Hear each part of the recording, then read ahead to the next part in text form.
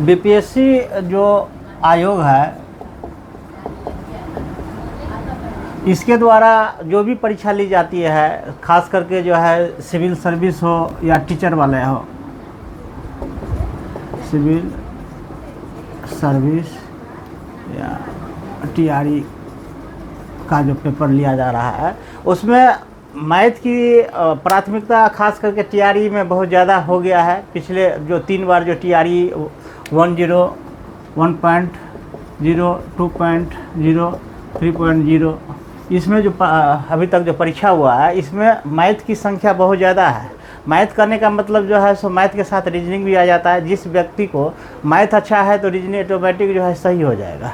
तो अब है कि जो मैथ स्ट्रीम के बच्चे हैं उसको तो मैथ में ज़्यादा दिक्कत नहीं है, लेकिन अधिकांशतः ये देखा जाता है कि इसमें आर्ट्स बैकग्राउंड का बच्चा ज़्यादा फॉर्म भरते हैं और उसको जो है सो कहीं ना कहीं इसका समस्या ज़्यादा देखने को मिलता है। तो मैं ये चीज़ कह दूँ कि बीपीएससी जो आयोग है उसका मैथ इतना टफ आज तक पूछा ही नहीं गया है और न पूछेगा भविष्य में।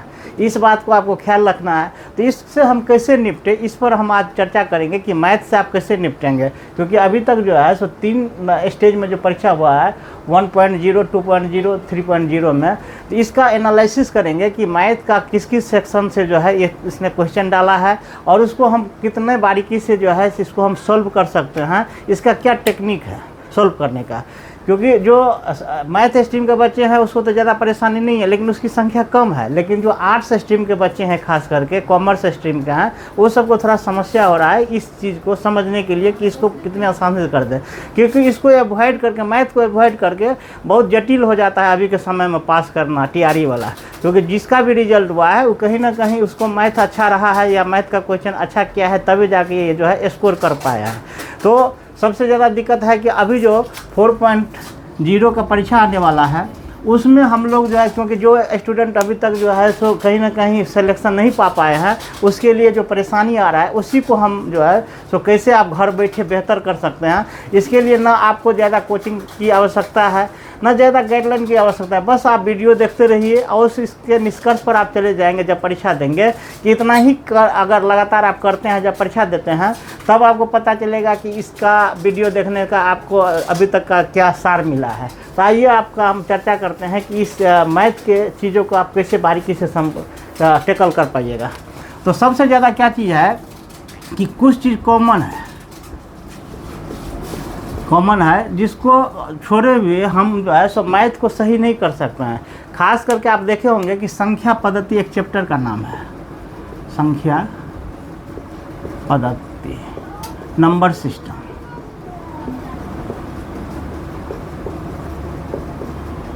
इसको आप अवॉइड नहीं कर सकते क्योंकि इससे लगातार क्वेश्चन आता जा रहा है। जैसे 1.0 में 2 सेक्शन में क्वेश्चन आया था, बॉयज़ के लिए अलग आ गया था और गर्ल्स के लिए अलग क्वेश्चन आ गया था 1.0 में। इसके बाद जो है सो 2.0 और 3.0 में जो है सो सेम क्वेश्चन था।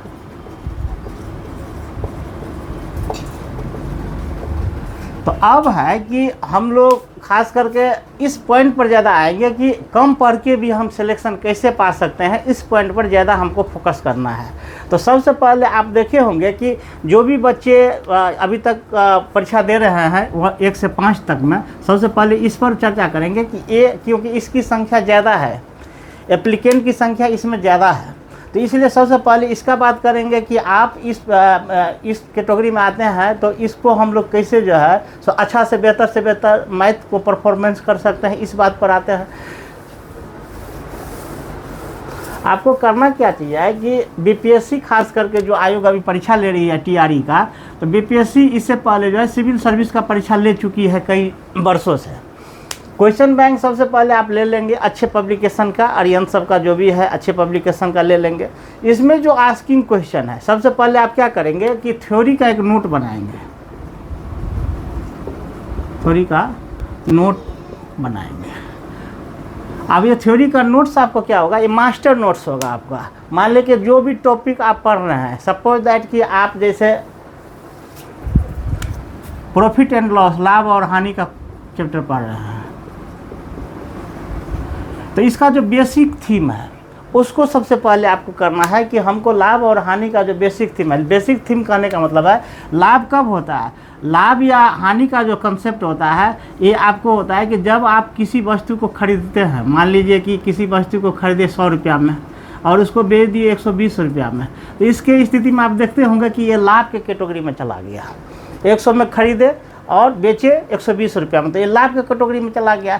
तो जो खरीदना होता है उसको हम लोग कहते हैं क्रय, क्योंकि याद मैथ में कुछ नहीं करना है, क्योंकि जैसे ही याद करेंगे तो आप इसको भूल जाएंगे। हम आज के क्लास में कुछ टेक्निक बताते हैं, उसके बाद जो है सो डेली का क्लास वाइज सबसे पहले हम लोग मैथ को और रीजनिंग को कंप्लीट करेंगे। इससे क्या होगा कि आपको सबसे ज़्यादा दिक्कत जो है सो सेगमेंट जो आप सिलेबस है 1 से 5 तक में, इसमें सबसे ज़्यादा प्रॉब्लम आपको मैथ में ही आता है, क्योंकि मैथ का प्रॉब्लम जैसे ही सॉर्ट आउट आ जाएगा वैसे ही आप रीजनिंग अच्छा से कर लेंगे, और मैथ और रीजनिंग अच्छा से कर लेंगे तो लगभग अभी के जो ट्रेंड है 120 क्वेश्चन में आपको लगभग 25 तक क्वेश्चन पूछा जा रहा है, 25 क्वेश्चन तक। लास्ट ईयर जो है 25 क्वेश्चन आ गया था 120 में। आप देख सकते हैं कि आपको पास करने में कितना बड़ी भूमिका निभाता है। अगर सही से आपको कंसेप्ट अगर पता है तो 25 में 25 क्वेश्चन आप सही कर देंगे। और उसके लिए क्योंकि अन्य पोर्शन के लिए आपको मेमोराइज करने की ज़रूरत पड़ेगा, लेकिन इसके लिए कुछ मेमोराइज नहीं करना पड़ेगा। खास करके बीपीएससी जो भी परीक्षा लेता है, बहुत सारा चीज़ जो आप ऑप्शन देख के भी उसको आप सही कर सकते हैं, क्योंकि उसमें ज़्यादा कंसेप्ट नहीं रहता है।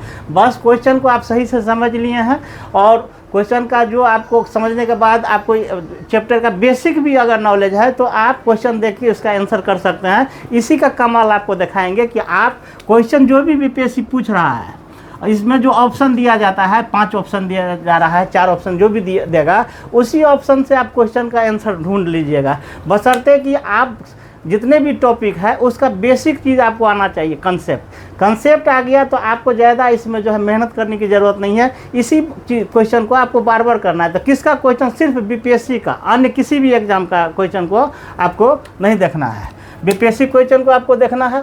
और उस स्थिति में जो है सो आपको एक चीज़ प्रयास करना है कि हम इस क्वेश्चन का प्रैक्टिस कैसे करें। जैसे 120 क्वेश्चन जो रहता है, इसमें सबसे पहले आप जो अभी तक 25 क्वेश्चन मैथ और रीजनिंग का पूछा गया है, इस पर ज़्यादा फोकस होना है कि इस 25 क्वेश्चन को हम लोग, क्योंकि इसमें ज़्यादा नहीं, डेली आपको आधा घंटा ही वीडियो देखना है। और उस स्थिति में आपको लगातार देखना है, 10 मिनट 12 मिनट का वीडियो रहेगा, उसी को आपको जो है सो 4 बार 5 बार डेली देखना है। और कोशिश करना है कि बीपीएससी द्वारा पूछा गया सिविल सर्विस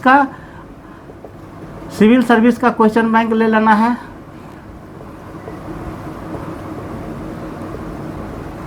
और टीआरई जो पूछा गया है इसका 1.0, 2.0 और 3.0 का, इसका क्वेश्चन बैंक ले लेना है। इसी को बार बार आपको देखते रहना है क्वेश्चन का, और उम्मीद करेंगे कि आने वाला समय में जो टेक्निक आपको सिखाएंगे वो आप क्वेश्चन और ऑप्शन देख के ही आप इसको जो है टिक मार देंगे। इसमें समय भी कम लगेगा और सिक्योर हो जाएंगे कि जो भी क्वेश्चन अभी तक जो ट्रेंड है 25 क्वेश्चन का, अगर ऐसा रह गया तो और आने वाला समय में हो सकता है इसका बढ़े क्वेश्चन, लेकिन कम नहीं होगा मैथ का। तो इस स्थिति पर अभी आपको हम ये बताना चाह रहे हैं कि सबसे पहले मान लिया जाए कि लाभ हानि क्वेश्चन है, तो इसमें याद कुछ नहीं करना है, क्योंकि इसमें बहुत कम कंसेप्ट रहता है। जैसे कोई चीज़ लाभ कब होगा? जब कोई चीज़ हम खरीदते हैं, इससे ज़्यादा में बेचेंगे तो लाभ होगा। अगर जो चीज़ हम खरीदते हैं उससे कम में बेचेंगे तो हानि होगा। तो इसका मतलब ही हो जाता है कि लाभ, जो चीज़ जब हम खरीदते हैं तो उसको हम लोग क्रय मूल्य बोलते हैं, अब बेचते हैं तो इसको हम लोग क्या बोलते हैं? विक्रय मूल्य बोलते हैं। तो होता क्या है कि लाभ बराबर हो, लाभ कब होता है? जितना हम खरीदते हैं उससे ज़्यादा बेचेंगे तब लाभ होगा। तो लाभ बराबर क्या हो गया? विक्रय मूल्य माइनस क्रय मूल्य। विक्रय मूल्य मतलब जो चीज़ हम बेचते हैं, जो चीज़ जब बेचते हैं, बेचने वाला चीज़ को विक्रय मूल्य कहते हैं, खरीदने वाला चीज़ को क्रय मूल्य कहते हैं। तो जो ज़्यादा है उसको घटा दिए, तब ज़्यादा वाला को घटाएंगे कम वाला से, तब लाभ होगा। लाभ बराबर विक्रय मूल्य माइनस क्रय मूल्य हो जाता है। और इसी तरह हानि कब होगा? जब हम जो चीज़ खरीदते हैं उससे कम में बेचते हैं तो हानि हो जाता है। तो इसका मतलब है हानि बराबर क्रय मूल्य माइनस विक्रय मूल्य। इसी तरह आपको जो है सो लाभ, इसी में हमको एक और कॉन्सेप्ट इसमें ज़रूरत है कि लाभ प्रतिशत बराबर क्या हो जाता है? तो लाभ गुने 100 बटा क्रय मूल्य। और इसी तरह हानि प्रतिशत बराबर क्या हो जाता है? तो हानि गुने 100 बटा क्रय मूल्य। आप ये देखते होंगे कि इसमें कुछ याद नहीं करना। अगर लाभ प्रतिशत निकालना है तो यही लाभ यहाँ उतर गया, प्रतिशत मतलब 100 हो गया, और क्रय मूल्य, दोनों में क्रय मूल्य कॉमन है, जो खरीदते हैं उसको क्रय मूल्य कहते हैं, तो दोनों में क्रय मूल्य आ गया नीचा में। हानि प्रतिशत में क्या हो गया, हानि लिखा हुआ था, हानि कर देंगे गुने 100 कर देंगे, प्रतिशत है तो क्रय मूल्य हो गया। इतना ही कंसेप्ट आपको लाभ हानि में है, इसी को आपको बार बार लिखना है और ये करना है। मान लीजिए इसको अगर 2 बार अगर 4 बार करते हैं, सबसे पहले आपको एक फोबिया है कि हम मैथ का स्टूडेंट नहीं है, इसका मतलब मैथ नहीं बनेगा, ऐसा बात नहीं है। मैथ एक ऐसा टेक्निक है जो कभी भी आदमी सीखना चाहे तो उतना ही सीख पाएगा जितना मैथ के स्टूडेंट को भी आता है। हाँ, दोनों में एक अंतर है कि हाँ, ये लंबे समय से प्रैक्टिस में रहा है, इसलिए उसका थोड़ा IQ बढ़ गया है मैथ के संबंध में। आप थोड़ा जो है सो अब स्टार्ट कर रहे हैं तो स्वाभाविक है थोड़ा डिफरेंस तो होगा, लेकिन हाँ, इतना आप सिक्योर रहिए कि BPSC आयोग जो है ये आपको SSC की तरह जो है सो आपको मैथ का क्वेश्चन नहीं पूछेगा कभी भी, ये भी दिमाग में आपको रखना है। और इसका क्वेश्चन जो है इससे इजी आएगा, जब भी आएगा इजी आएगा। इसका प्रमाणिकता एक है कि अभी तक जो भी ये आयोग के द्वारा परीक्षा हुआ है, इसका क्वेश्चन का लेवल आप देखे होंगे तो इसका हमेशा इससे जो है सो इजी आता है क्वेश्चन। रेलवे से भी इजी आएगा, जितने भी आयोग BPSC का अलावा होगा इसका तुलना ये नहीं करेंगे। ऐसा नहीं कि मैथ का तैयारी करने के लिए आप बैठे हैं तो दुनिया का सारा चीज़ का तैयारी एक साथ कर रहे हैं तो खिचड़ी हो जाइएगा।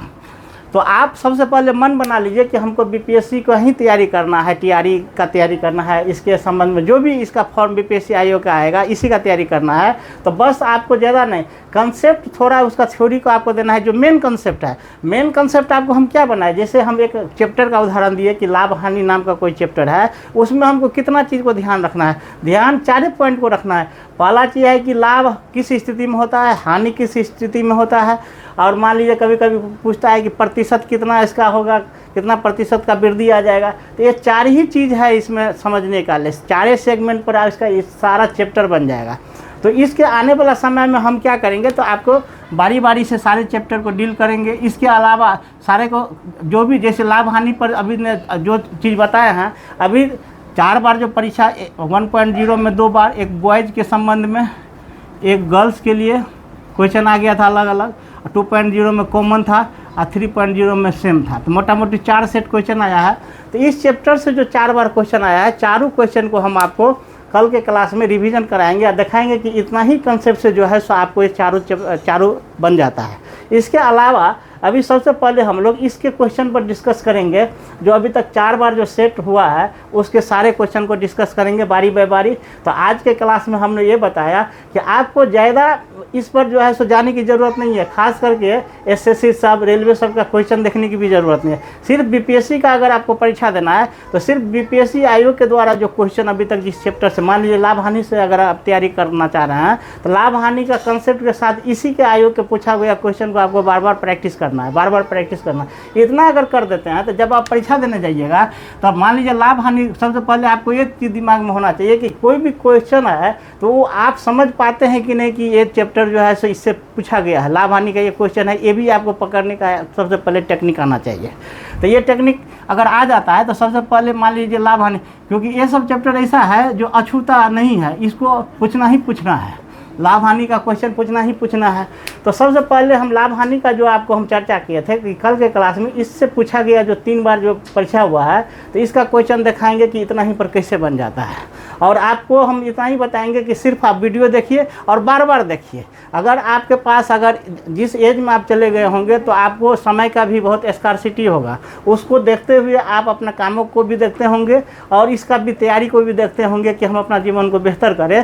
तो कम पर कैसे इस परीक्षा को आप क्रैक करेंगे, इस चीज़ का हम टेक्निक आपको बराबर बताते रहेंगे और उसी को बार बार देखना है। वीडियो को बार बार देखिए, वीडियो को बार बार देखिए और उसमें से आप देखिए कि हाँ, जो सेट मार्केट में अच्छा अगर इंस्टीट्यूट का आता है उससे आपका बनता है कि नहीं बनता है, जो पूछा गया क्वेश्चन है वो आपसे बनता है कि नहीं बनता है। अगर इस पर आपको बन रहा है तो समझ जाइए कि आपको किसी तरह का दिक्कत नहीं है, क्योंकि ये आयोग जो है सो 2 चरण में आपको परीक्षा लेता है, स्टेज 1 और स्टेज 2।